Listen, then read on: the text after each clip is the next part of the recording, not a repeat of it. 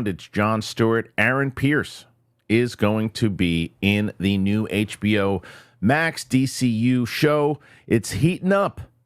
Nolan's got a new movie.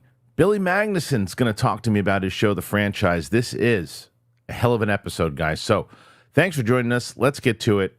Here we go.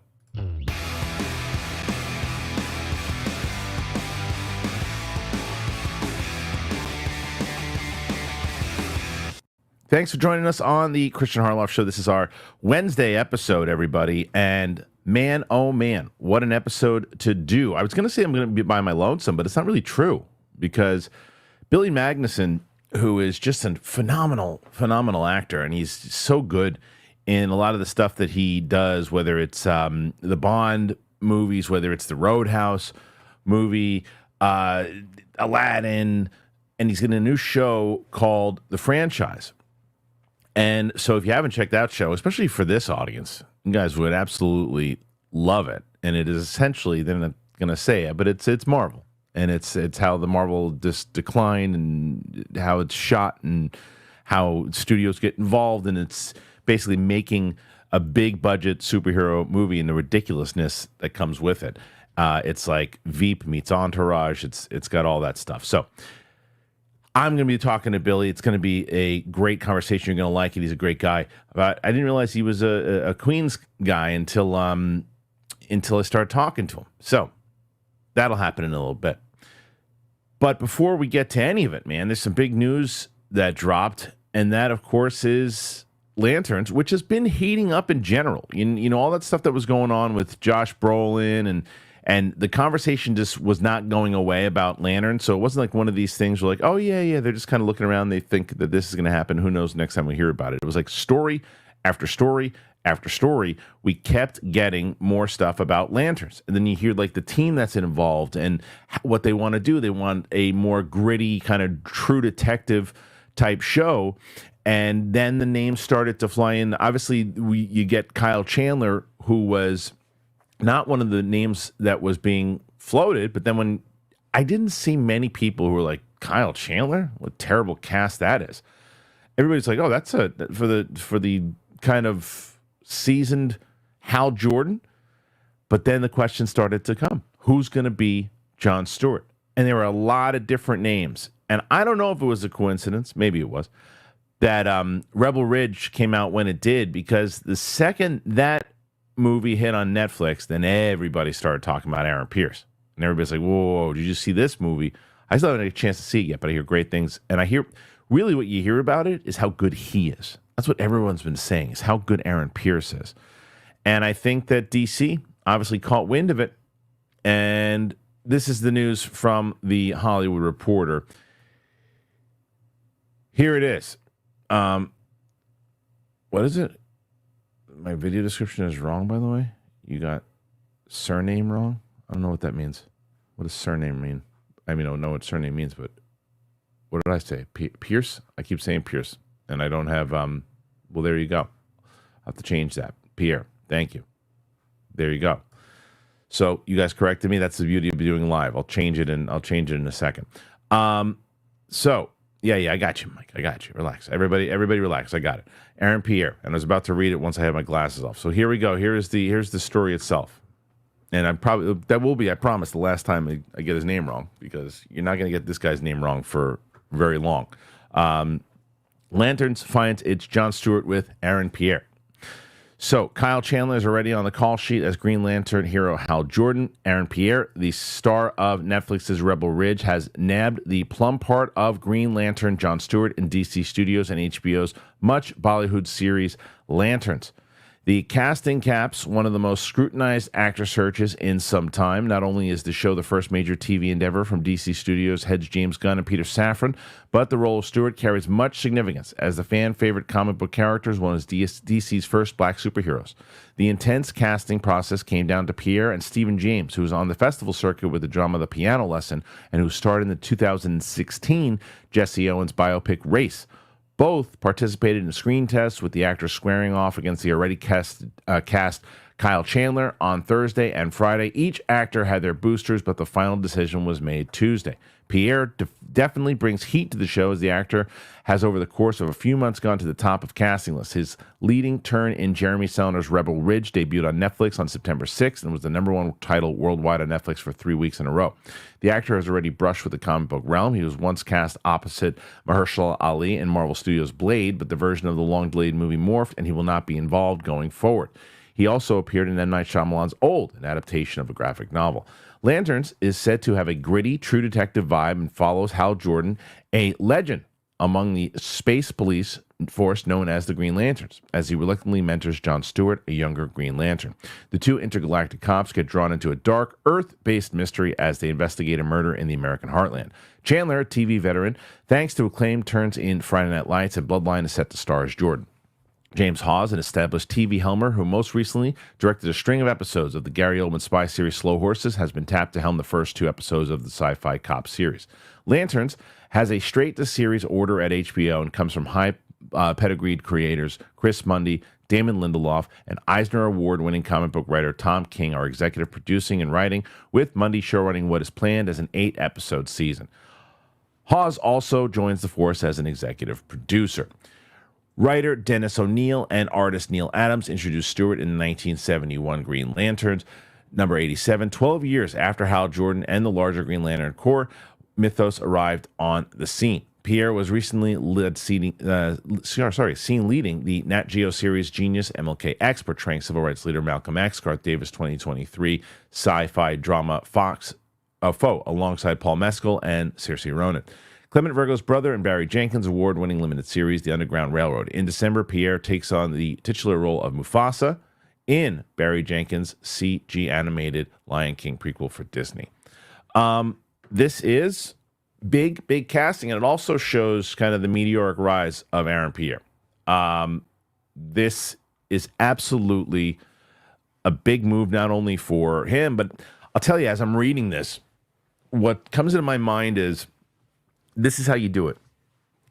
This is shattering the silly things that have gone on in this industry for years upon years. And it started with like the old guard of, well, these movies, the comic book movies, the video game movies, they don't necessarily need to be treated as we treat other our prestigious stuff. And it's like that, the Academy mentality of, yeah, you know, you throw big explosions and you do that kind of stuff. You don't really have to put too much effort into the meat of it, right?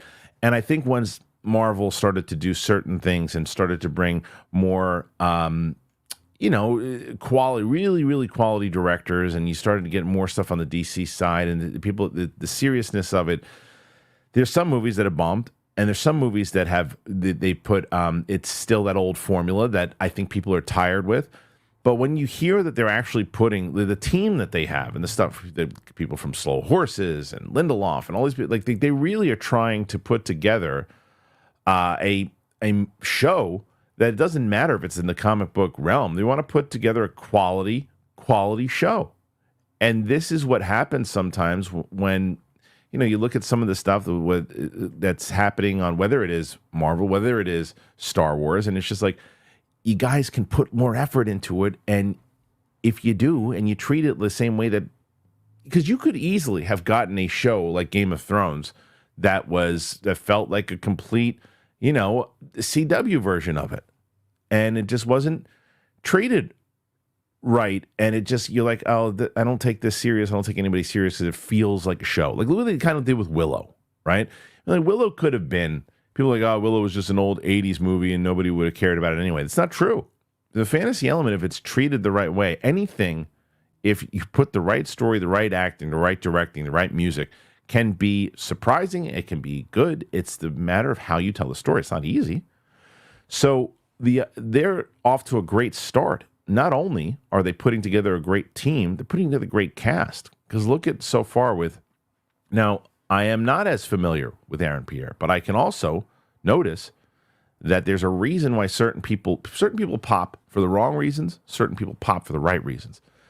This guy's popping for the right reasons, it seems like. People are pretty excited for him. I am excited to see this show more and more and more. I think it's going to be an interesting show. I think it's going to be a show that is it could, and look, it's also a matter of setting the tone for future stuff because it's going in sync with other things. It's going Superman. I believe if you look at if this is going this fast, you would assume, and you guys can tell me in the comments. It's either going to if it starts shooting, they'll probably start shooting in 2025. So you're probably going to get this in 2026, I would assume, or at the end of 2025. But I assume it'd be 2026. So you're going to get this after Superman comes out. Now, does it come out before Supergirl? That's something also. That's something else. And I also, if you look at what they're going to do in this True Detective side, and having the more and more I think about it, the Kyle Chandler casting is just so good because you can see him as the mentor.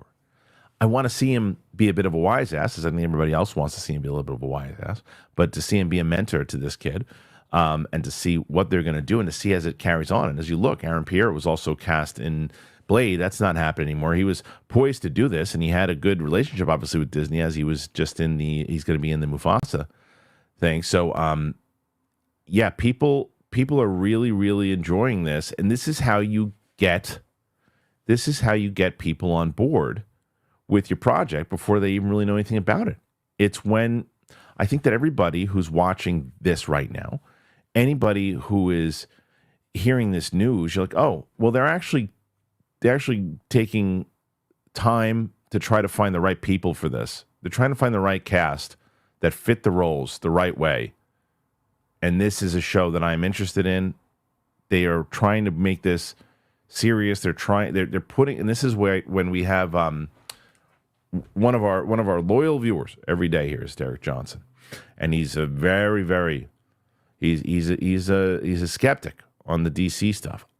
I would tell him, how do you not have more hope when you see these moves? Look at the way that Superman was cast. Look at the way this was cast. Look at what they're doing so far with Supergirl. They're approaching it the right way. So I am excited to see how they're going to do this. But what say you guys? Do you think this is a good move? This is a bad move? I don't think many people are going to say this is a bad move, but I could be wrong. Put your comments in there. Tell me exactly what you think. Now, what we were going to lead with before this news dropped was that Christopher Nolan was with Warner Brothers, speaking of DC and everything. So he was at Warner Brothers for a long time. Had a bit of a falling out with them. And then he went to Universal. He did Oppenheimer. And it was like, well, is he going to go back to Warner Brothers or is he going to stay at Universal? And I always thought, well, he almost made $1 billion with Universal, and they got to make the movie that he wanted to, did what he wanted to do. Why wouldn't he stay with Universal? Well, he's staying with Universal. And he's got a new movie. It is set. It's going to happen at Universal. And after their box office and Oscar-winning success together with Oppenheimer, Christopher Nolan will stick by Universal Pictures for his next feature. Matt Damon is reportedly in talks to star in the new film, which already has a July 17th, 2026 theatrical and IMAX release dates locked, with plans to begin shooting the project early next year. This continues the steady 3-year gap between the films Nolan has stuck with since Interstellar a decade ago. That film hit in 2014, followed by Dunkirk in 2017, Tenet in 2020, Oppenheimer in 2023. So, it's also in the third weekend of July slot. Many of his films have opened in the past 15 years. Nolan will be directing from a script he wrote and is producing with his regular producing partner, Emma Thomas. Specifics of what the film is about and who else will star is under wraps. It follows on from reports back in March, which indicated that that's when Nolan began writing the film. This will mark Damon's third time working with Nolan following Interstellar and Oppenheimer. Nolan has previously hinted his next film won't be as bleak as Oppenheimer, but that's the only hint so far. Some are suggesting we finally see his long-gestating remake of the iconic British 1960s mystery thriller TV series, The Prisoner, but The Hollywood Reporter has debunked that theory. Well, as I say, who cares? It's a Nolan movie. Let's go. Not who cares that he's doing in a movie. Who cares what it's about until I'll be excited when it comes out. I don't care what it's about. Christopher Nolan could direct a movie about this water bottle, and I'm going, okay, He's doing the beginning of how the water bottle began. I'm in. So, and to have Matt Damon, he hasn't had Matt Damon star in one of his movies yet. This is the first one to be starring in. They clearly get along. They've had a good relationship. So to see this pairing, see this Universal, this is the broken record stuff that we've been talking about, how there are certain directors that sell movies more so than the movie star these days. Christopher Nolan is on the top of that list, I think. When a Nolan movie comes out, you just go, okay, I'm in. What's it about? We'll figure it out either the day before, day of, in the theater. It's a Nolan movie. I'm in. And even the ones that you don't necessarily love, they're not bad. Like, not everybody loves Interstellar. I've grown to like it more and more and more. Not everybody loves Dunkirk. I love Dunkirk. There's certain movies that he's done that people go, like The Dark Knight Rises, I think out of the three of them, but he doesn't do bad movies. There's no bad movie. There's some directors, and look, it's not to say it won't ever happen. Some of things Tenet is unwatchable. It's definitely, maybe it's not as locked in. I think there's some great things with Tenet.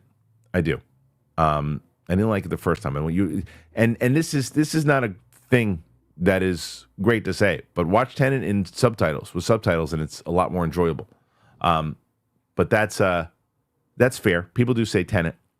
I don't, but I would like to go back and maybe revisit that one again too. But nonetheless, even if you do say Tenet, would that deter you from not seeing his next movie? Did it deter you from not seeing Oppenheimer? I don't think so.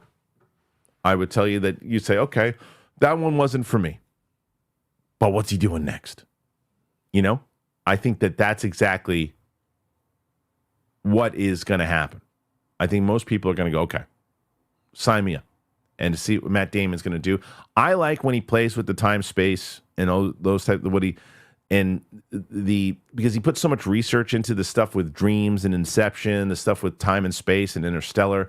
I want to see him do more stuff like that because of the research he puts in and the stuff that just kind of melts your brain when you start thinking, oh yeah, these are theories, these are certain things that he did. I'd love to see him do something like more like exploring science. I love when he explores science and those things because that is fascinating to me. And then, and if he's going to do a biopic down the line, I am glad that he said it's not as bleak as Oppenheimer. Good to know. Want to see another one. Like to see him play because he did the Inception's one of my favorite. It might be my favorite Nolan movie. And that movie is about as blockbuster next to The Dark Knight as you're going to get. And the other one, The Prestige, is another great movie that he did. I just watched that recently again. I hadn't seen that movie in a long time, and I went up watching it on a plane. It's fantastic. It's fantastic. So I'm very excited. I'm very excited to see what he's going to do next, and I'm curious what you guys think. So put your comments in there. Tell me exactly what you're thinking about where this could go, what it could be. I want to hear your thoughts. Okay. Before we move on, I got one more story before I start talking to you about Billy Magnuson, which I'm excited for you guys to see. Billy's. He talks about DC. He talks about Bond.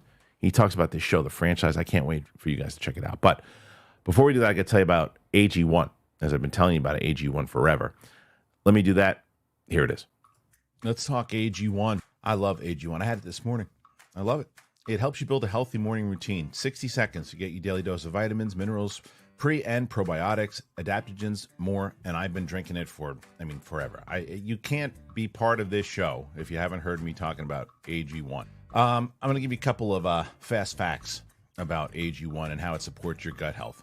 It contains prebiotics, probiotics, and gut-supporting ingredients to support your digestion, reduce bloating, and keep you regular. In a research study, 80% of participants noticed less gas and bloating after 30 days of drinking AG1. For me, I've had a lot of changes since I started to. I sleep better, better gut health, my focus, stress, all of it. It's just great. AG1's powder form makes it easy for your body to digest and access the nutrient-dense ingredients in the formula. I mean, they've been around with us for so long because so many of you guys have been doing it also. You've been getting AG1, you've been checking it out, you've been changing your routines, and it's worked. So if you want to start and notice the difference for yourself, it's a great first step to invest in your health, and that's why they've been a proud partner of mine for so long. Try AG1 and get a free bottle of vitamin D3K2 and 5 free AG1 travel packs with your first purchase at drinkag1.com/bigthing. $48 value for free if you go to drinkag1.com/bigthing. Go ahead, check it out. All right, thank you to our friends over at AG1. Really appreciate that. If you haven't already signed up for AG1, what are you waiting for? Go and do that. Not only are you helping out the show, and browse around on these things too. If I tell you about some great ones, you look around. Maybe you sign up today, maybe you don't. Browse around. Helps you, helps me. Okay. So the last thing I want to talk to you guys about before we move on and you guys get to hear what Billy's talking about is this thing that Ridley Scott is apparently he's doing Gladiator 3 already. He's writing it anyway. So here's the story here that Ridley Scott already, Gladiator 2, not even coming out on the theater. And Ridley Scott's Gladiator 2 is a month away from release. The filmmaker has already begun working on a third movie in the franchise. Speaking to Total Film, Scott says he's already begun writing a follow-up, saying, I've got 8 pages. I've got the beginning of a very good footprint. Asked if he could give any clue on what the film might look like, he says that there's a Gladiator 3. I don't think you're ever going to go back into that arena. But I had to go back into the arena. The chances of a third film will likely depend upon how well the second is received. Though official screenings of the theatrical cut have yet to take place, test screenings, internal versions of the film have been great so far. Scott previously teased a third part a few weeks ago, telling Collider, the end of Gladiator 2 evokes that of The Godfather with Michael Corleone, who finds himself with a job he did not want and who wonders, and now, Father, what am I doing? The next film will therefore be about a man who does not want to be where he is. The update comes as numerous new posters for the film arrive today, with a new featurette and a look at the film's popcorn bucket designed like Crow's helmet from the first film, all in celebration of tickets going on sale. So that's some of the posters right now. I'm going to tell you right now. What the hell happened there? I'm going to tell you right now. I don't hate this. I don't hate that he's writing it. Good for him. People could say, don't put the cart before the horse type thing, which I understand. But, hey, be prepared. You got 7, 8 pages already? And maybe now, before this report, now he's got 10. And he's excited about it? And this movie crushes? And instead of, if someone says, hey, it did really well, we want to do another one. He said, great. During that time, I got another 20 pages. So I got some, I'm working on it. I got an idea. You guys really like, all right, I'm going to keep writing it. It bombs. It doesn't do well. He stops writing it. It doesn't hurt anything. Why not? Why not? I don't mind that at all. So I find myself, I'm pretty damn excited for this movie, Gladiator 2. I purposely did not watch the second trailer. I didn't like the music in the first trailer, but I liked the trailer. Overall, I like the idea of it. I love the fact that people are the people who have seen it so far are raving about it. I'm really, really crossing my fingers for this one. I really hope it's going to be good. I hope you guys are excited about it. There's the thing for me is my anticipated, the ones that I put on there. I want to go back and revisit it. I know that some of the ones that I put on there did still. My number one most anticipated was Dune 2, and it'll probably be my number one movie. That doesn't happen all the time. And then Beetlejuice 2 is in there. That's probably not going to make my top 10. Bob Marley movie was in there. Probably not going to make the top 10. I'll tell you what was a great movie, guys, that I saw last night was it We Live in Time? The one with Andrew Garfield and Florence Pugh? Say what you want about the debate that Roka and I have about Julia Roberts, Florence Pugh. I am never going to debate on Florence Pugh's talent. She is absolutely electric in this. Her and Garfield, their chemistry is off the charts. And it's a really solid movie. It's well directed, well acted. Really enjoyed this movie. Emotional. They gave you tissues kind of going into it. Didn't use them, but I saw a lot of people using them. And it is It's good. It's real good. So I think that people are gonna enjoy it. So check it out. I don't know why that's happening for StreamYard. StreamYard sucks, by the way. StreamYard sucks why this thing is flashing. I have no idea. But I'm going to, if you haven't seen my review or my out of the theater reaction, please check it out. Okay. I mentioned to you guys that Billy Magnuson, you saw him in so many different things. And Coy has been talking about Billy Magnuson as Booster Gold. You better bet your ace. I asked him about that. So let's get to Billy. And then when I get back from the interview, we're going to take your questions. Throw in as many as you can. 8. I got 8 questions so far. And I'm not even close to Roxy and Mike. But hey, we'll see. All right. Enjoy my conversation with Billy. I'm proud of it. Here it is. All right. So I've been telling you guys all week that I'm very excited to talk to my next guest. And one of the main reasons also is this. It was so funny because if you guys watch the Friday episodes when we talk about on Capes and Cowls with Coy, and we were talking about Booster Gold, and the name that Coy Jandreau keeps bringing up is Billy Magnuson. Keeps bringing him up. And then there's so many things that Billy's been in, whether you're talking about Game Night, which was hilarious, great in that. You talk about the James Bond movie, No Time to Die. Many Saints of Newark, pulling off Pauly Walnuts. Pulling that off. And we've discussed that with him. I didn't realize beforehand he was a Queen's Kid too, so it makes a lot more sense how he was able to pull that off. And then he's got a new show coming out. And it is called The Franchise. It's on HBO. And it is so relevant to the conversation that I started this intro with the superhero genre, the comic book genre, but also seeing the way that the business works. And we talk about it on here every week about budgets, what the studio execs do when they hear certain things from the internet and how that plays and the egos of the actors and all of that. And they turn that into a show. It literally is Entourage meets Veep. It made sense when I thought about that originally. And then I looked, 2 of the creators from Veep and Sam Mendes. So what a crew in general. So joining me today on the show is the one and the only Billy Magnuson. Hello, Billy. How you doing, brother? Thanks so much for having me, man. What an intro. It's cool to have you.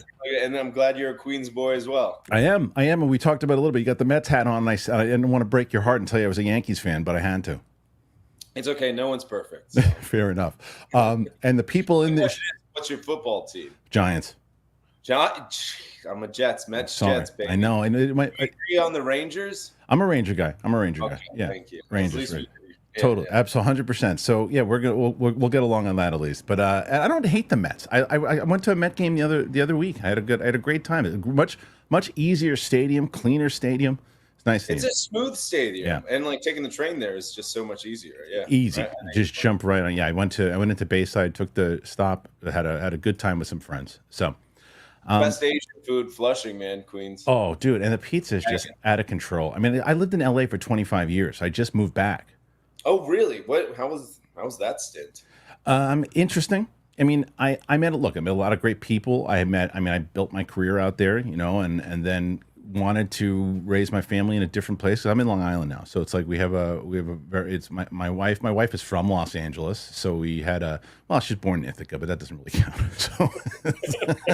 So why back to New York or Long Island? You just wanted to have the kids around the family? I think kids around the family, better school systems for where we were. I didn't really want them growing up in the industry. I was right in the thick of it, There's a lot of different things that we wanted to move and get away from, and then just a change in general. And it's been, and I could do what I do here. I mean, I've honestly had some really great guests, and because the pandemic did things where 5-10 years ago we couldn't be doing what we're doing right now. Right, but now, very true. It's funny. I never got into the Los Angeles or Hollywood mindset. Right, just didn't do it for me. I couldn't get there. Well, where are you now? I want to see your face. How can I see your face?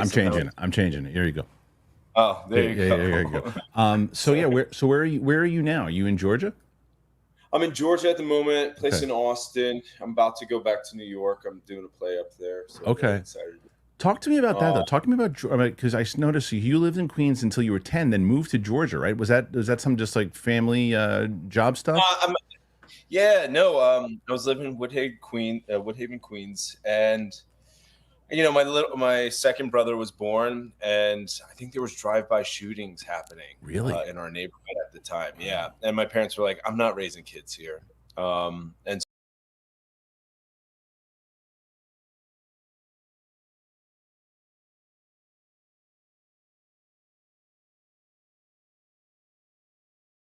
yeah, literally build shop anywhere. So that's cool. It just kind of became that part of it, and I'm grateful for the Southern living. It's amazing how once you realize, it's funny, the entertainment industry, it always promotes, I think, a lot the big cities, New York and Los Angeles, but middle America is this really great place that has some weird story that people from bubbles don't understand or don't recognize. It's totally true. Now, even going into, I mean, granted, it's very different from where Cummings, Georgia, to where I am in Long Island, but it's still taking it away from the city aspect of living in LA, coming here, everybody waving, saying hello. My kids were like, "What is this place out of a television show?" Like, people are friendly. Why they just want to talk? What does that mean? They just want to hang out. Dude, my 12-year-old literally said to my wife when they were at some shopping place, and this woman was really nice to my wife. She's like, "What, Mom? Why is she so nice? This is awesome."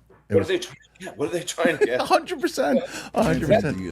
I felt that way out in Los Angeles all the time. It was like, and like, there's wonderful people out there. I want to be very clear about that. It was just this, like, the zeitgeist or the mentality out there. There was always someone, like, you felt judged everywhere you went. And like, your value was on your chest as you moved through the world. And I was like, well, and it's funny you say that, because your character in the franchise is constantly second guessing himself, looking at things all the time, wondering because he's the number one in the call sheet, and he is always wondering, how to one up himself to make himself better, but he's so paranoid all the time. And I don't want to ruin the big thing that happens in episode 3, but it is hilarious of what he's putting himself through. Talk to me about the franchise, man. Talk to me about this character and just overall. This is a really fun show.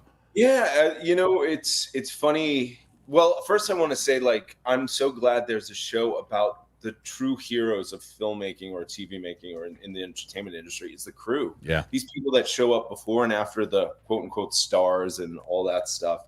But it really is a village that makes these productions happen, and like, to kind of honor them or even make fun of them.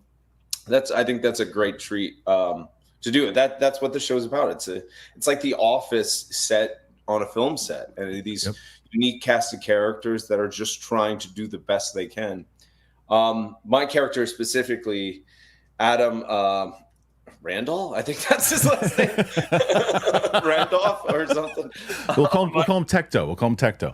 Tecto. He's the face of the franchise, but it's fun. It's really funny to do a project where you can laugh at yourself again. Sure. I forgot how to laugh. Sometimes the industry gets too serious, and to do a project like this where I got to just laugh at the absurdity of the stakes that we think are so important in this world, and explore the vulnerability of a lot of actors. Like, it's all show. They're scared every day, and like that insecurity and then like showing that element of it has been really, really fun to explore. Because like everyone I talked to, like I remember I was doing a project with Gabriel Burns. He played my father in a show called Maniac. And we were sitting there first day shooting with each other. And he was like, it's first day of school. I'm nervous as shit. And can you curse on this thing? Yeah, totally. Okay. But like some legend like that, and he's still nervous every time he shows up, because you're trying something new. It's an art form. You have to be vulnerable, and to put that vulnerability out there is really, really cool. I was actually having a conversation with this great actress. We did a TV show, Made for Love, years ago called her name's Noma Demezwi. And there was something like so connected to this character for me, was like, oh, you kind of, when you like do your job or you're doing your scene, and I started becoming very insecure about it, because I was diving to this character that just lived in this place of insecurity, fear of being enough in the superhero world. And it's like, she was saying like, oh, did you reveal too much? Where like, as an actor, sometimes you're playing a character, or are you finding an expression within yourself to explore and actually put out there? But sometimes characters do open up some like portal into your soul where you're like, oh my gosh, I am showing a lot out there.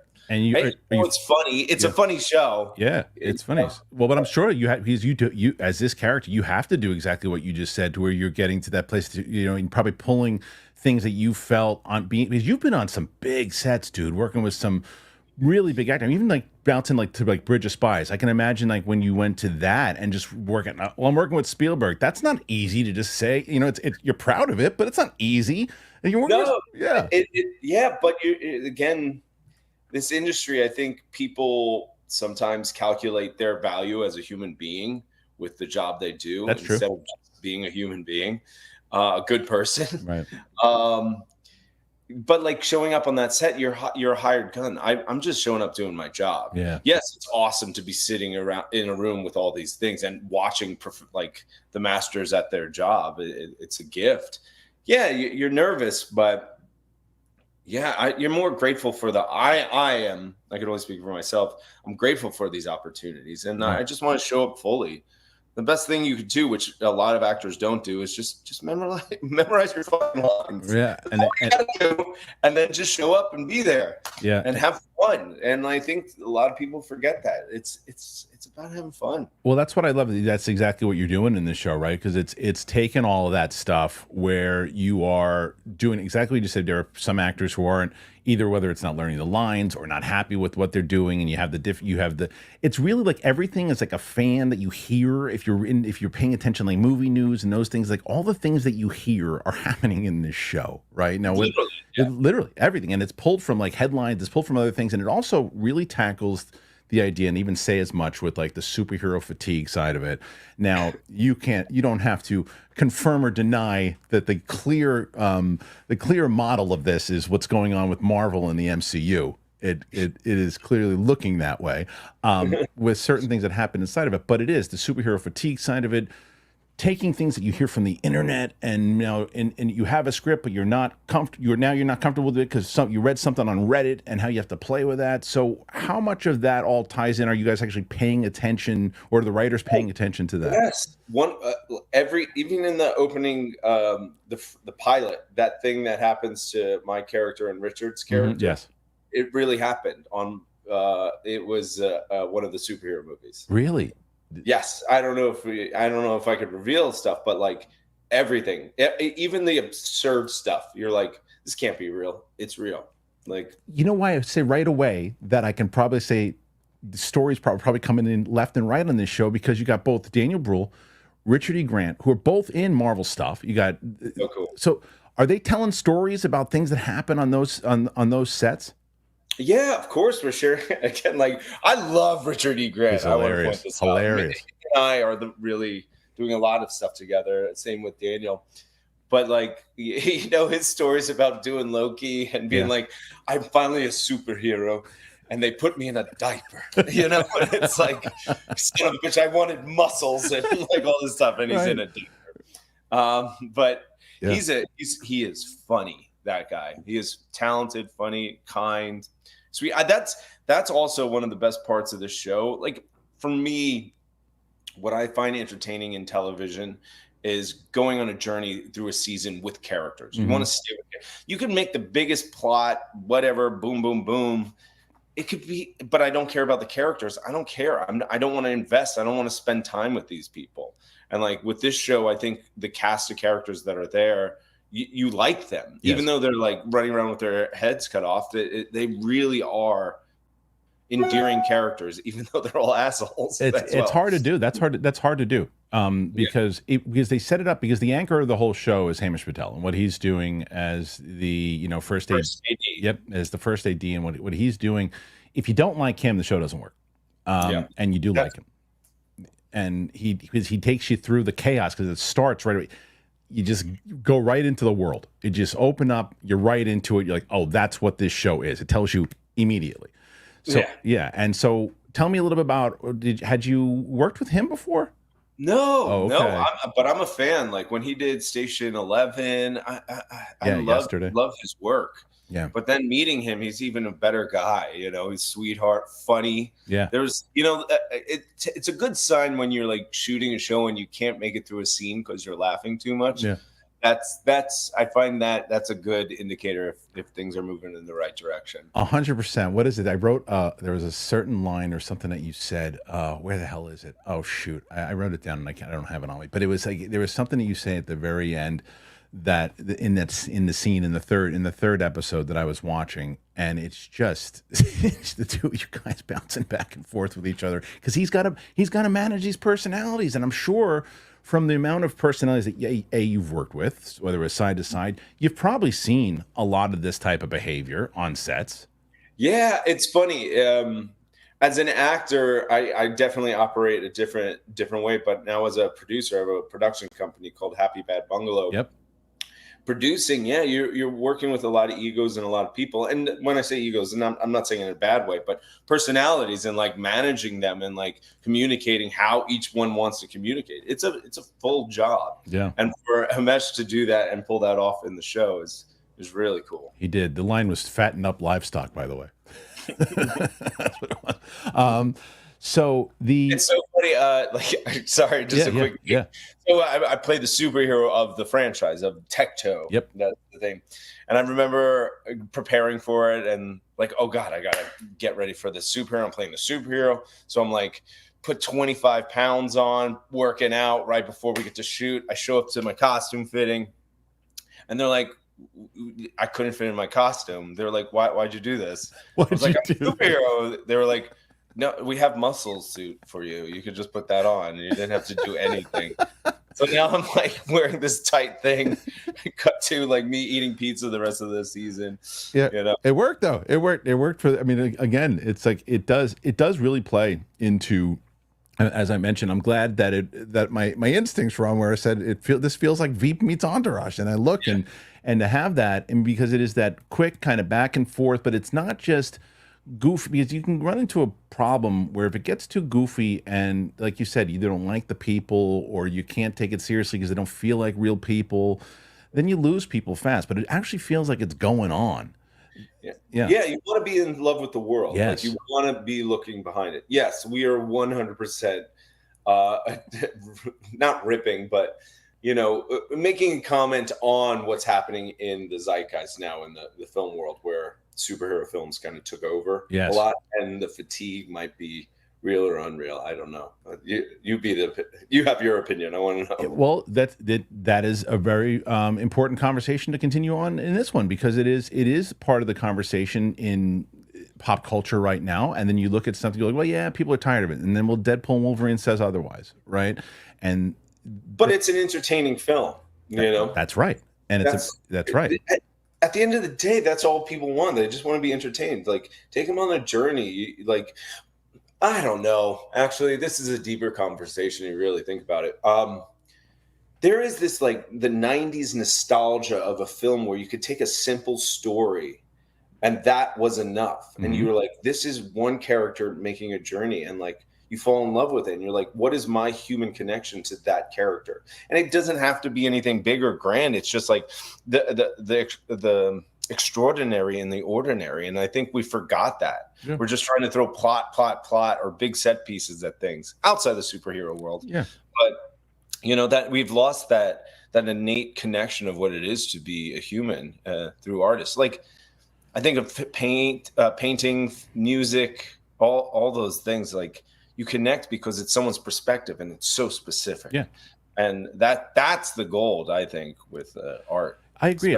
We have the conversation on the show. It's almost like daily now, man, because I think it's too easy that everyone blames the superhero genre for like the deaths of cinema. And I know there's even like kind of a couple of jokes inside of the show where they're like, are we killing cinema here? But it's like, I agree with you more that it comes to a lot of times, and what happens, you see it in this show, the studios want to listen to the data and see what's going to make them the most money and go away from like what actually is the core of the story, the core of the character, the emotion. And you obviously will get movies with those big budgets that can hit that emotion, but it depends on who's making the sauce, right?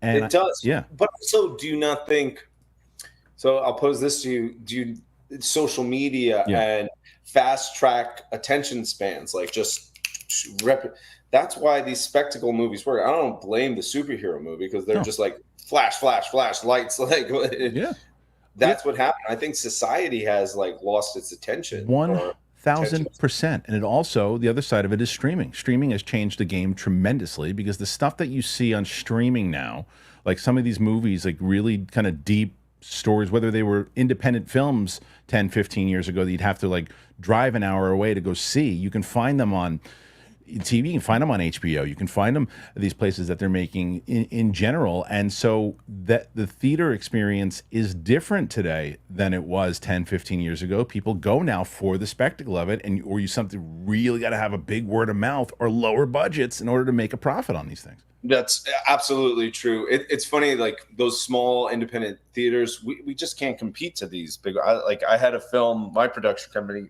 put out Coup this past month, and like we made our independent run with it. We were in theaters, we're coming out on video on demand on the 3rd, and like it's just the battle of attention, getting people's attention is insane. It's not about going to see something where you expand or challenge your audience a little bit more. Like it's just, again, like these quick flashes in the pan that people think that's going to make it. It's true. It goes because, like you said, there's so much now. There's so many ways to get content, and I look at, so there's two things I'll bring up with my 12-year-old here, because I was watching the show last night, and she walked in, and there's a particular scene where you're delivering lines, and there's like a waterfall supposed to be there, and you're talking loud, and Richard E. Grant has said, and you guys go to have this back and forth, and my daughter looks at me, she goes, Dad, he's right, talking about you. And she's like, he's right, it's too loud. She's like, I know, I'm an actress. she walks back. The delivery on it was amazing. Her hair walks out of the room. That's it. I'll be in my trailer. That's it. She walks out. But it is one of the, and the other reason to bring her up and her generation is because of exactly what you were talking about. It's like they're not running out to I wanted to go see movies when I was a kid. It's like, what's on TikTok? What's on Instagram? What's like this short kind of TikTok? Do I let her have? No, I don't let her. Do you? Oh, do I? I have a TikTok but I hate social media, Billy. I hate it. But I have it all because of my business. I gotta have it. I get it. Yeah. But does it? Here's also this thing. Does it really does it become a monetary thing? Does it really transcend like value? Like your number of followers, does it really equate to like value? I mean, yes, for my show, because for what I'll do is like you and I, we're having a conversation. We say something that we think people want to see, that short attention span that you're talking about. They're not watching the full video, but they're watching you talking about a scene that you had with Richard E. Grant, and it's a minute, 2 minutes, and then that catches on. It does 100,000 views, and then those followers find it, and then they find the interview, and that helps the show. So it's beneficial that way, but the mental health of it all, of trying to just keep up with it, no way. I see people going back and forth with each other. I'm like, go have a sandwich. Also, it's crazy, like what people will say on the internet versus what they would say to someone. Yes. So Mike Tyson always says, "Just like go." People are really ballsy behind the keyboard. It's like, they really are. They really are, and I can't even imagine with like for you, because you are like really well liked. You are well liked, and that is not according to some of my messages in Instagram. But there's just so many people in the world. You're going to get assholes here and there. But you're a well liked dude from the stuff that you're popping in, whether it's game night. I mean, I remember seeing you pop up in Aladdin, and I'm going, all right, what's he doing here? And I was like, and he crushed it. It was so much. Thanks, man. 30 seconds, baby. 30 seconds. In that movie. It was fun though, dude. You did. I mean, working again, Guy Ritchie and the actors that the directors that you worked with. But I want to stay on the directing side of it for a second, because you mentioned your production company. Well, you're directing now. You're doing your first movie, right? Yes. There's other things prioritized right now with the company. Okay. I would like to direct. Again, it's the whole thing about people's schedule and doing it with the people I want to do and getting those things together.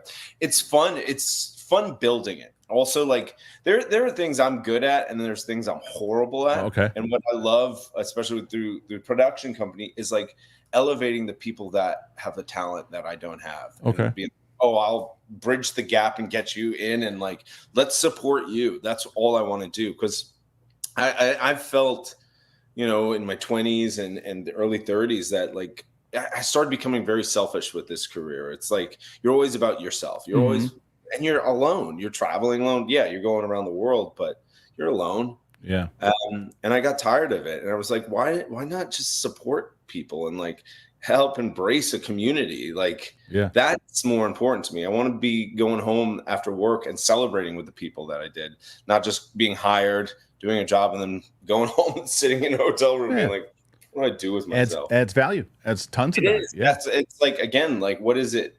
Is it worth being a star, or like being a good human and like compare? Like, I don't know. Just being good. Well, dude, I'm telling you, I mean, I was even going through like the stuff that you've done. Like you've got, because it looks like, and correct me if I'm wrong, but like it seems like you were pushing for a bit, and then things just started to hit. Because did it really start with the Kato Caitlin stuff? Is that where it started? Or like, I don't mean your career, but I mean like really when the push started to happen, you're like, oh, okay, things are just kind of picking up and moving now. No, it really started with, I did a play called Vanya and Sonia and Masha and Spike on Broadway. And then I got an audition for Into the Woods because of that specifically. And so it was kind of Into the Woods that was the real tipping point, where I was like stepped out of the crowd of just actors out there. But before then, I was working, I was doing things. It's just nothing popped, Right.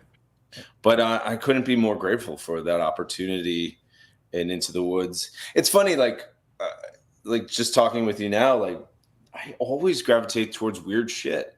Yeah. Like something that challenges. I love using the veil of art to like have a bigger discussion about what's really happening out there, or playing these unique characters that are just like off the wall. I think I tried to do like the I don't know, the lead like guy. I don't know what you want to call that. Like just like the vanilla. The number one on the play on the call sheet, like you said in your show. Yeah, but it's always like the everyman, and it's kind of like they're just the world. The exciting characters are usually always around them. Sure. I'm not saying it can't be done in other films, but yeah, I try to make that. I really didn't try to make that push. Yeah, I just always gravitate towards these unique, weird. From that, but what you're able to do also, and I think what this is a compliment, is the fact that you can disappear sometimes, and I don't even realize it's you. It's where like when you do a great comedic role in Game Night, which I want to actually talk to you about because I love that movie and I love the performance in it. But as I mentioned in the intro, I'm a big Sopranos guy. Like I'm a big Sopranos fan. I just had on Robert Eiler not too long ago. We were talking. Oh, wow. Yeah, it was great, and he was telling stories about Tony Sirico. He's telling these and. Tony wasn't acting. No, that's what he said. That's what he said. His line that he said a couple different times is that people tell him that they always wanted to meet James Gandolfini. He's like, I wish you would have. He's a great guy. And they said, oh, I wish I would have met Tony Sirico. He's like, you did meet Tony Sirico. Every time you turn the TV on, you met him. Yeah, that's what he's saying. So that was an interesting. Like again, how do you play a young version of a character that is not really a character? It's more the person. Right. Doing that whole thing again. Yeah, that was a fun little deep dive into that whole thing. And I'm pretty sure they hated the director hated my performance. Who hated your performance? That's I don't think that's true, man. Because from the Sopranos people that I talked to is that the reason going into your performance, the reason I thought it felt real. I think that like I'll just say if you can take one of those characters and it can come off Saturday Night Live-ish. You didn't. You came out like you came off real, and I think that's what comes into a problem. There is that sometimes especially when you're doing that kind of thing where you have an idea of what it was. Those guys who did the original roles, they just did it. They just did it. I think I've always approached like living people that way. Is like you don't want to do an impersonation of them. Right. You kind of just want to catch what is their essence, like what is their breath, like how do they breathe, what are they holding, and that's how kind of always approach kind of real life characters. It's like you don't want to do a copy. No, you can't. You can't. It does just. You can't. No, it's not authentic, and it has no depth. Not at all. It could feel really cotton candy-ish. But inside of that, was there ever talk? Depending, let's say, like, okay, this thing was going to blow up. Was there ever talk about turning that into a TV show, or no? Never that. There was, I think there was a 3-picture deal contract was made up, but yeah, no, I never heard anything about a TV show happening there. Okay.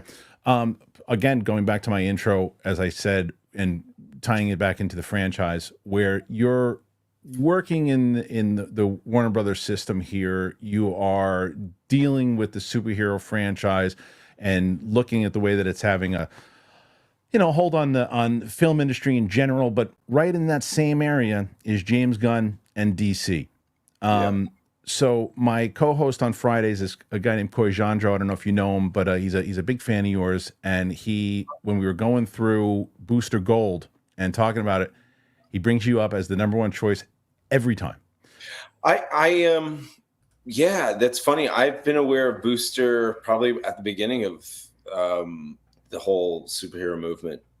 I'm trying to make a push. You're trying to make a push right now? No. Oh, you're not trying to make a push. Okay. But then I'm not in that world. Like that's some world. Like there's this weird red tape around it to get into it. It's really weird to get. I don't know. I've just never been able to crack that nut with it. Really? So you've never had any conversations with James Gunn or anything along those lines? No. I don't even know if he knows I exist. So that's crazy. Hopefully that's remedied, because like the fact that even whether it's one of the Green Lanterns or something along those lines. I think there has been opportunity when I was younger that was like, again, if you get a chance to put on a cape, like I think you should be specific about it. Yeah. You only get one, really. Well, unless you're like Chris Evans or something like that. Right. Yeah, well, that's what I'm also wondering. I'm like, how do they keep repeating them? Like, yeah. Well, look at Downey. Downey's coming back. Doing Doom and stuff like that. Yeah. What do you think of that? I don't know yet. It's one of those things where it's like, I don't know how they're going to do it. I don't know how it's. I can say right away, I think that maybe you could have done something with somebody. Downey's great. He's a legend, but it's like you could have given that to somebody. I was hoping Henry Cavill was going to do it. To be honest with you, like that would have been a good crossover between the two of them. But I don't know. I don't know what's going to happen with it. They could deliver it in a way that I go, okay, well that worked. But I think it's going to work. Yeah, I think it'll work and everything. But it's funny. If I want to say this, I feel Hollywood is very like incestual, and it's like. Yeah. If you're in the in crowd and you're doing that thing, yeah, people want to keep going. If you play the game, I see. Okay. Yeah. Well, also, and that's from doing a show like this, does it kind of sully even the idea of wanting to do superhero movies? Like to you're like, you know what? Maybe I don't want to be in that circle after doing something like this and really learning how the sausage is made. Wearing tights all day and wearing those suits is a lot. Right. And like that's the point of the show is like I'm always in the superhero outfit and never doing superhero things. I'm just in it, you know, because it's always not when we're shooting. Yeah. Yeah, of course. As long as like for me, it's like what's the character trying to do? What's the message? Listen, I love like when I got to do Aladdin, I got to be in the new Lilo and Stitch coming out. Yes. And Spy Kids. Yeah. For me, those imagination places are gold. Like they're my favorite places to be because it hopefully. What brings me such joy is the idea of parents and their children going to see a movie together and sharing a time and laugh or whatever with each other, and to be helping be a catalyst into that happening. That brings me such joy. So like. Every time I do like let's say a 4-quadrant picture, that is knowing that in the back of my head always brings me joy just to know that it could be shared between family. Because it happened to me when I was a kid to see a movie with my parents. And yeah, I'm sure that's probably one of the things that kind of inspired you to do what you're doing, right? Because you get that imagination, the idea that I mean that's the same thing with me. My dad used to take me to the movies every single weekend. I would go to the movies and see stuff, and even stuff that I remember being terrible. I still just remember the idea of going exactly what you just said. Just have that But moment. it was an event. The event of it. It was like getting in the car to go, maybe getting food before or after, talking about it. Like you went to it instead of just turning on TV and like, oh, what's on tonight? That's right. It's just like there's no event or excitement. That's why I still love theater so much. It's like it's an event. Yeah. You go out with friends or people you care about and you go see a theater and you sit through the experience with it. It's great. Well, so tell me, so you're doing a play now, yeah? I'm about to start rehearsals for a play. Yeah, I don't think we have announced it yet. So okay. I don't. Yeah, this will come out. This will come out right before your show airs. So I'm not sure if it's still going to be announced. But if it's not announced, we don't have to really talk about it. So, yeah, I think it should be announced. It's a play called Shit Meat Fan. What's that about? It's based off actually. Robert O'Hara wrote it. Okay. He's directed Slave Play and. He's directing and writing this. It's basically, have you ever seen that movie Perfect Strangers, the Italian movie? No, I haven't. It's 4 couples getting together and they all agree to put their phones in the middle of the table. Okay. And whoever gets a text or phone call, they have to answer on speaker or answer the text right there and everyone sees it. And these phones we have, they hide so much from the people so close to you. And so Shit Meat Fan. That's hilarious. Oh, that's great. So where's that running? Where's that running? In New York, off Broadway. Oh, amazing. Okay, great. That's great. Well, good. So you got and then obviously you got your production company that you're doing this show coming out. It's busy, real busy. Yeah, I've been really lucky. I've been very fortunate, man. Yeah. It's crazy to be in this world and this community. Like they've embraced me in such a way that I couldn't be more grateful. I live a life that I'm proud of, which is really important. I'm sure. And then even last year was, I mean, where look, there's some shots that you like. We just mentioned Many Saints of Newark, where taking up a beloved show, doing a beloved character. Well, there's a beloved movie that you just did. It Roadhouse comes out. Roadhouse. Yeah. Well, I mean, that whole thing. Like Doug Liman is awesome. I would work with him any day of the week. Yeah, that was what a fun kind of different telling that was of that movie, because that, you know, you hear anytime they, especially 80s movies, when they redo 80 movies, like, well, how are you going to do it? And he approached it in a really fun way where it played it was, my wife and I were like, we were pleasantly surprised at how much we enjoyed the remake. That's what Doug said. He's like, just have fun. Like, what are you going to critique about this movie? Yeah. Except it's just like testosterone, red state kind of movie, you know? Yeah. Well, it was just fun. It was. Tell me a little bit about working with Conor McGregor. Were you hesitant at all of it? Like, what's this guy? I did have to be like, Conor, you remember pole punches. Yeah, right. No, he was absolutely wonderful. Like, he was professional. There's a lot of people around him. It's the Conor show when he shows up and stuff. There's 10 people around him at all time. But he's very personal and like excited to learn. This was his first film. He was curious. He was attentive. He knew his lines. Yeah. You know, he was pumped. So like, I can't say anything bad about him. Like, he was wonderful to work with. That's awesome. And just to play and like go through it, you know, it was his first time. That's great. Well, because you wonder right away, as you were mentioning previously, how ego sometimes can get there. When you have a guy like that who was the best fighter in the world, you could see where he might be. I just know, dude. We're like 4 days from rapping, and he comes up and he's like, "How the fuck you do this? This is the hardest shit in the world," you know. And you're like, "Dude, you get punched in the face for a living, and you're saying this is hard?" Shit, man. Watching the show with my wife last night and watching like the amount, she's like, I never wanted to work on sets like this. There's poor people who have to go through all of this, and just you mentioned it earlier, the real heroes of the show, the people who are just putting together the crew and what they have to go through and the bullshit that they have to always deal with. It's like seeing that part of it through this show, I think, is going to be very eye-opening for people. Yeah, I don't think we explored it. Like, all those crew people show up early, like before everyone, and they leave after everyone. And then Teamsters alone, they're staying up, driving people and driving equipment all like they'll have 20-hour days. Yeah. It's like insane. It's insane. You know? Yeah. And we never see them. You never know. No, and they're treated well. We're going to learn a lot about them. At least they're going to be kind of glorified in the way that they kind of handle things, and they have to, because, like I said, you got to be that anchor as the first AD and the third AD, who was hilarious in the show too. But real quick, one last thing about Roadhouse before we move on to something else. Were you bummed about the fact that there's no theatrical release, or did you know that going into it? If I'm going to be honest about it, yeah. From my understanding, it was theatrical release with MGM, and then it was bought by a bigger company. Okay. And when that transition happened over, it was taken away from being a theatrical release, which then, again, if for performers, crew, people on it, there's no compensation for the success of a film. There's only one person celebrating in the success of those films. Yeah. So I find that kind of disingenuous and horrible, Fair enough.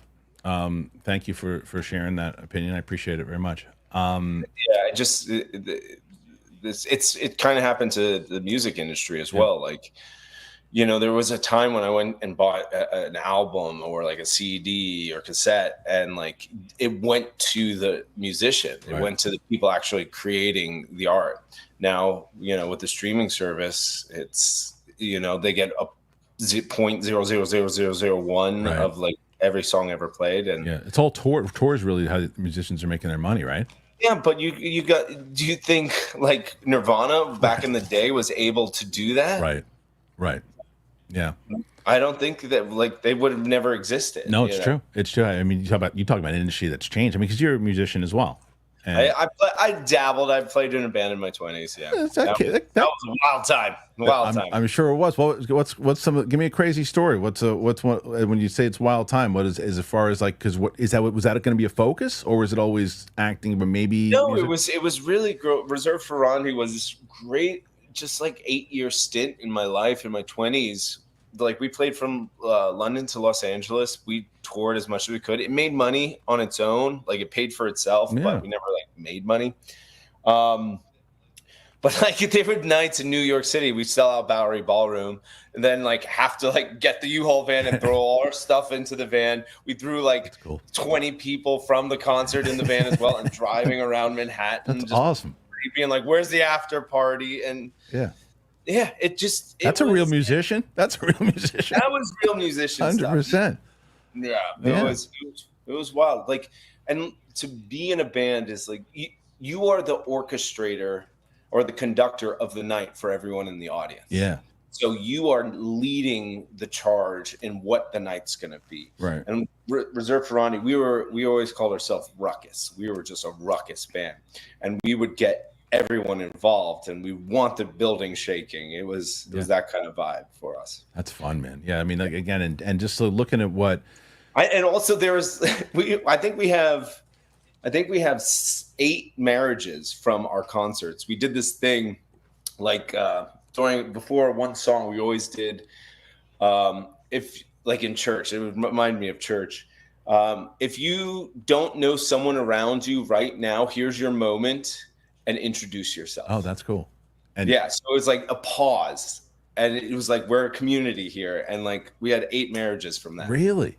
Yeah. Oh, that's awesome. That goes back that we know of, That you know of. It's true. Well, like you said though, that goes back to your answer before when you were talking about the theater stuff and the experience of wanting families to go see it, and the fact, it's a genuine thing, man. The fact that you actually want these things and these relationships, and you seem like obviously like a people person. Yeah, I guess as much as I can be. Yeah, I love my garden? Do I like hanging outside? Right. We all need our alone time, but it's like when you're around people in general, and then I think that also comes across in a lot of the performances, because you can bounce back and forth, as I mentioned, with comedy and then with drama, like the comedy side of it. And I told you I had to bring up game night, because game night is where it is not easy to steal scenes from some of those people that you're in that movie with. And yet you did it, and you did it in a way where it's like, what? And for people who maybe weren't familiar with your work, we're like, well, who's that guy? That guy's hilarious. Tell me about working on that movie, man. Again, a great ensemble to be a part of. I think working with a community like Jonathan Daly and Jonathan Goldstein, the director, is fantastic. Bateman, McAdams, like Lamorne Morris, you know, they're all fantastic to work with.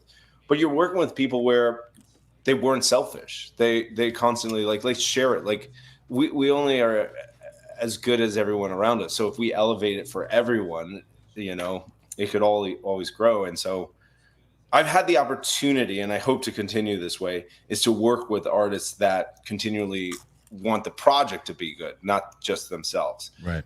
Because we all have come across the situation where it's me, and that always kills everything, and no one wants to play with that. No, and I think that it's as we can throw it back to the franchise once again. They play on that inside of this show, where it's like you can say, "Well, I want to be number one in the call sheet, and I'm going to try to disrupt it." But if you do that, then things are just going to fall. If it's about I think it's the whole basis of this conversation as far as being genuine and also what's the best interest of the actual project and you in general, right? And so like because there's people, it drove me nuts in a good way watching the show because you know that this shit happens in the studio where it's like, hey, I know that this director has their vision and I know this, but we got this note that so-and-so wants us to do this, so now we got to do it. Because you know that stuff happens all the time. Oh my God.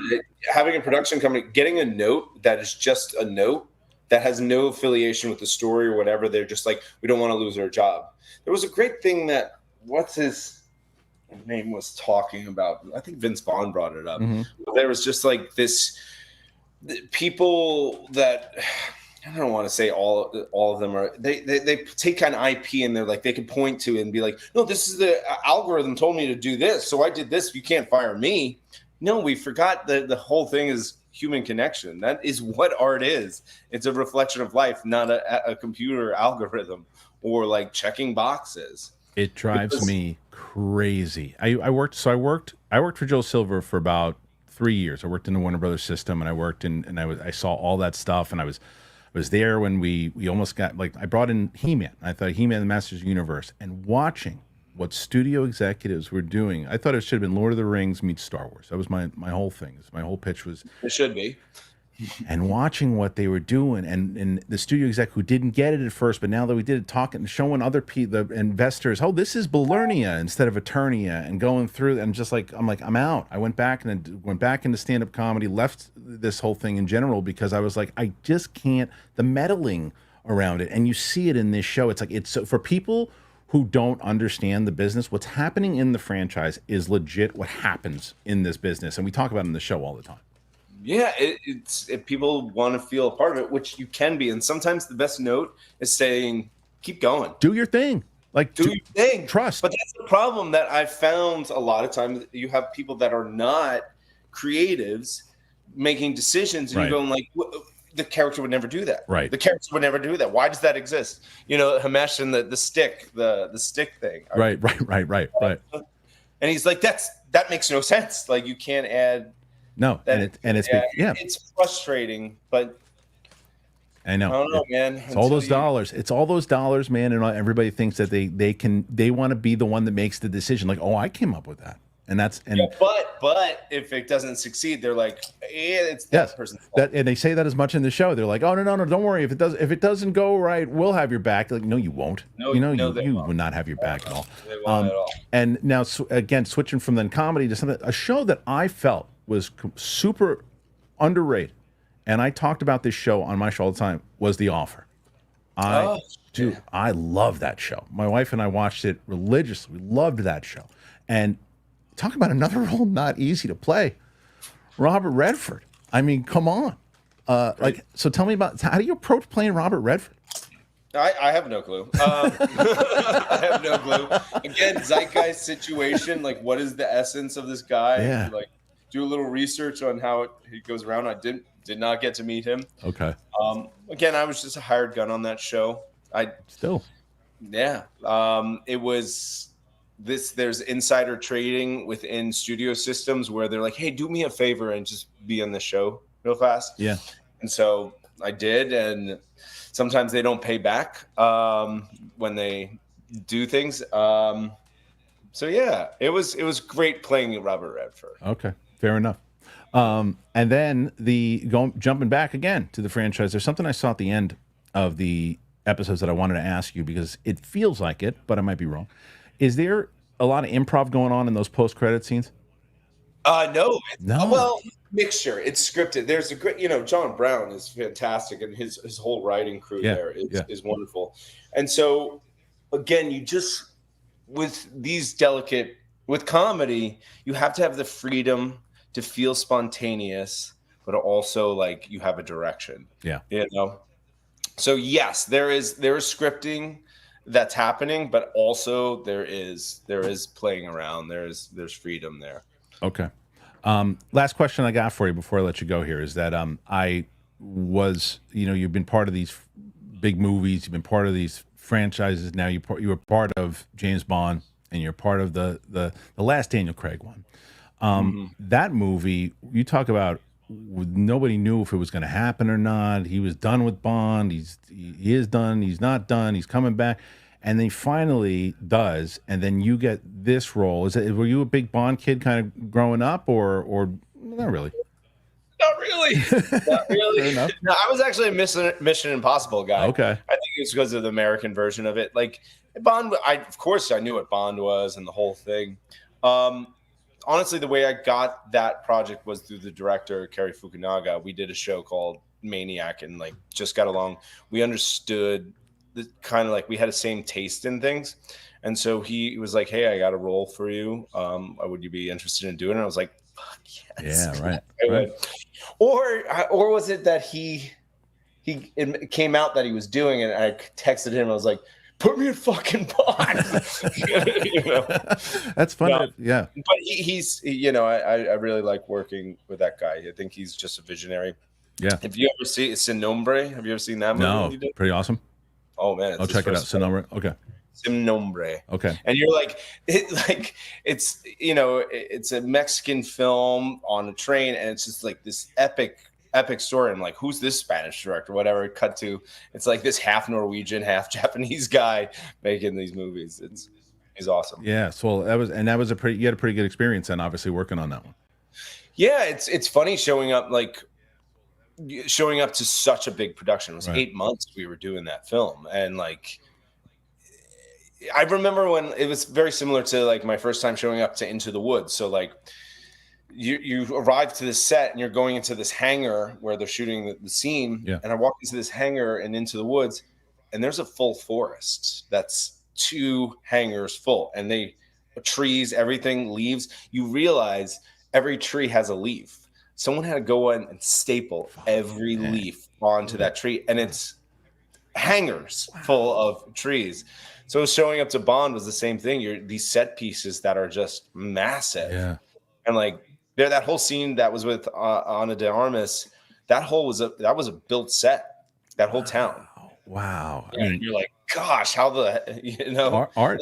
Dude, they built Agrabah, and you're like, holy cow. That's art, man. That really is. And then, spoiler for people who haven't seen No Time to Die. I'm warning you there. You've been warned.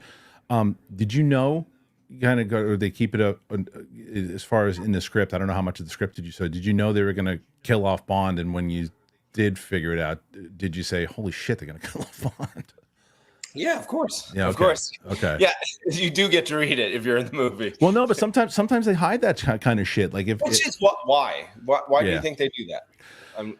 I think that what we were just talking about before, man, with social media and leaks out too. Certain people because maybe certain people that are at a certain level do read all the pages, but there's sometimes that, especially in those superhero movies, they keep shit you don't get pages of it to know what you're getting. I think that's stupid. I think that it's better that you did know overall, but you did read it. Yeah, no. Once my character died, I was like, I'm not reading the rest of this. Fuck this. I'm good. Yeah, right. Yeah. So, but the franchise, I think, just like that, you said the pages not showing up and the changes and all that. That is what really happens in the film industry. There are days you show up and you're like, what are we shooting? What are we doing? The next day, yeah. Well, dude, listen, it was an absolute pleasure to talk to you. It really was. I'm glad that we had a chance to sit down and have a conversation. And your show is really fun, dude. I hope it blows up because I think people need to see this show for everything we were just talking about, to really get an insight of it, and especially the audience that watches my show, and we constantly talking about this business, this comic book movie business, and how it's changing all the time. Congratulations on it. It's a very solid performance. It's a very solid show, and I wish you all the luck. Thanks, man. I really appreciate it. And thank you for your time. Again, like, these opportunities are far and few between for me. So I thank you for taking your time. It means a lot. Same, brother. And good luck. Break a leg on the play. Thank you. All right, brother. Talk to you later. Bye.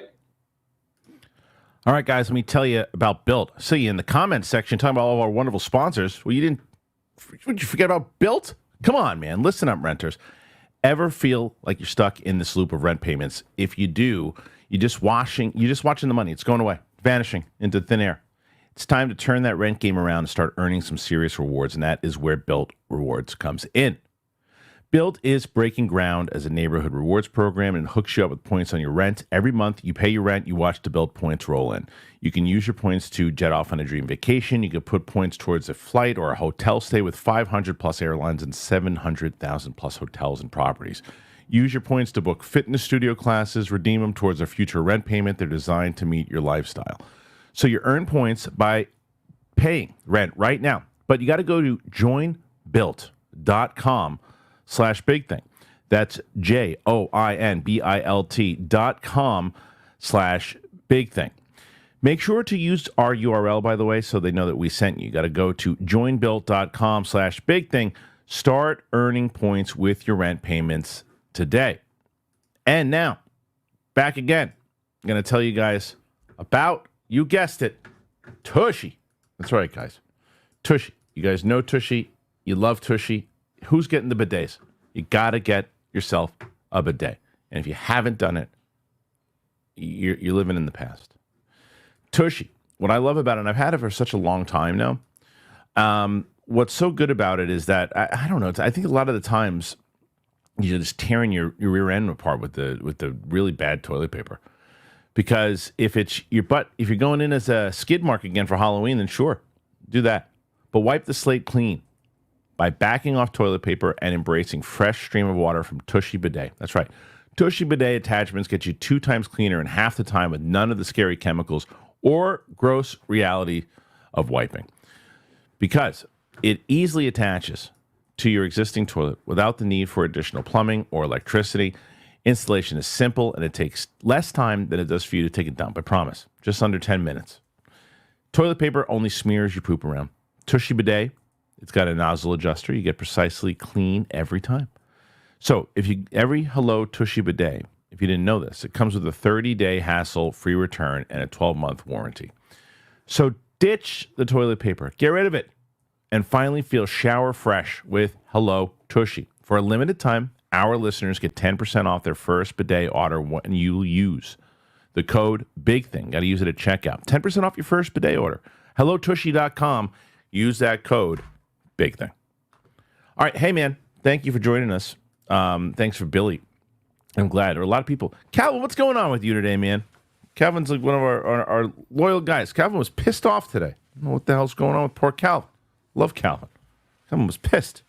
But I'm glad you guys got a chance to check out the interview. I love talking to that guy.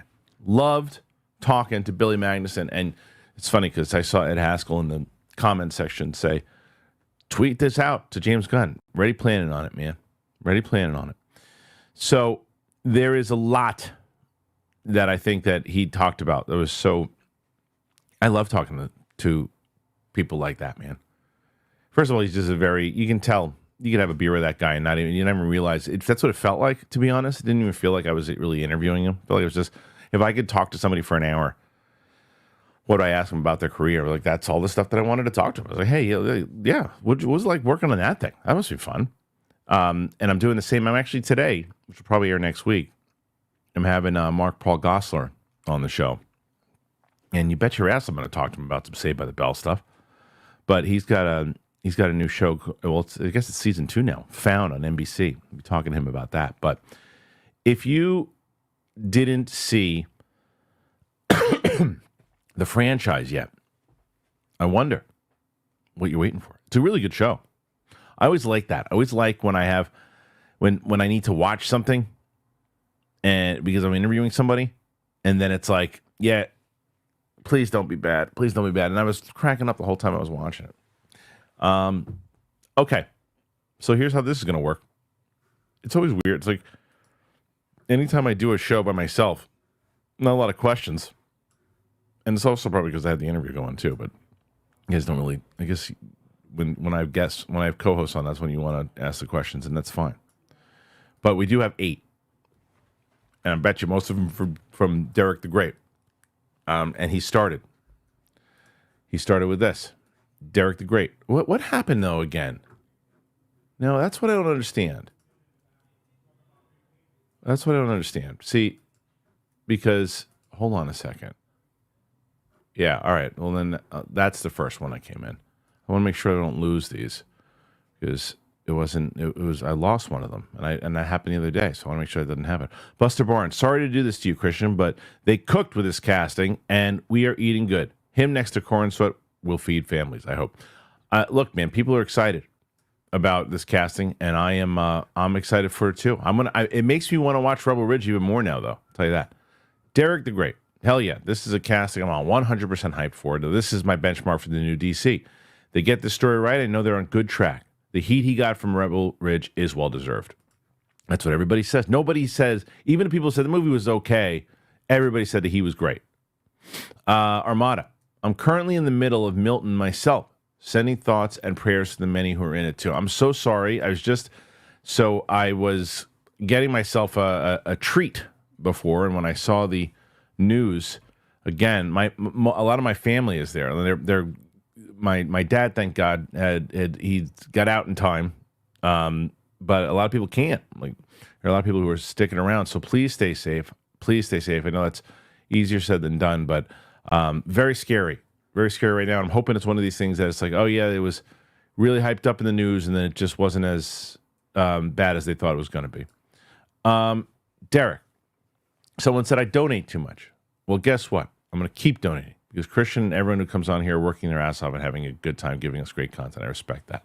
To which he follows up and he said, I'm on the East Coast guy. I'm an East Coast guy more.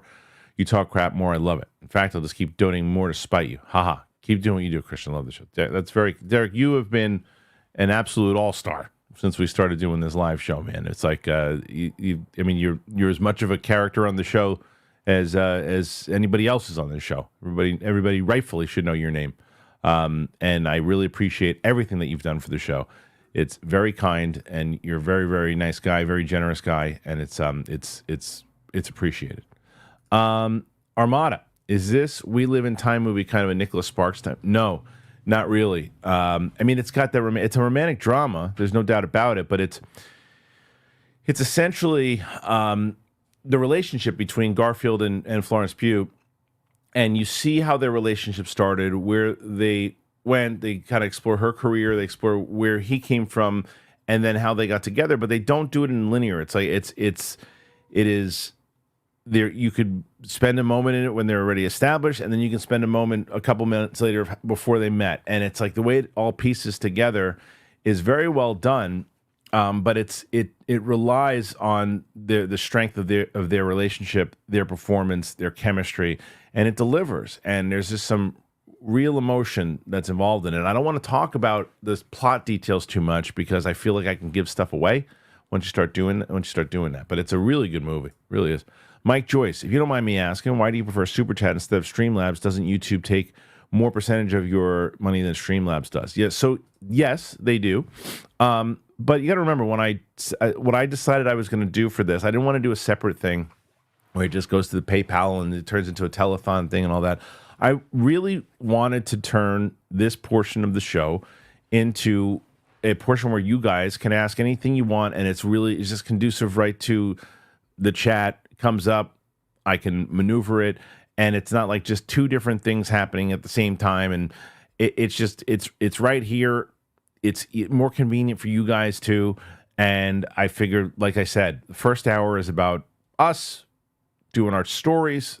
Second hour is all about you guys and any questions that you want to ask. So, and I think that's it for today, guys. Derek put in another support thing, I think, and that's totally cool. So let me see. Was that another one that I missed? I want to make sure. No. That was it. I think so. I hope you enjoyed the interview that I did with Billy, because I want to do more of them. I got that clips channel that I'm working on, and it's just been hard to update it as much, but I'm going to start updating it more. I have some of the older older interviews in there that I want to put as clips, and then I have this one I obviously want to do. There's Cal. He says, there you go. This channel's starting to come into its own again. Keep it up. I would threaten to stop watching, but I know I will keep watching. Thank you.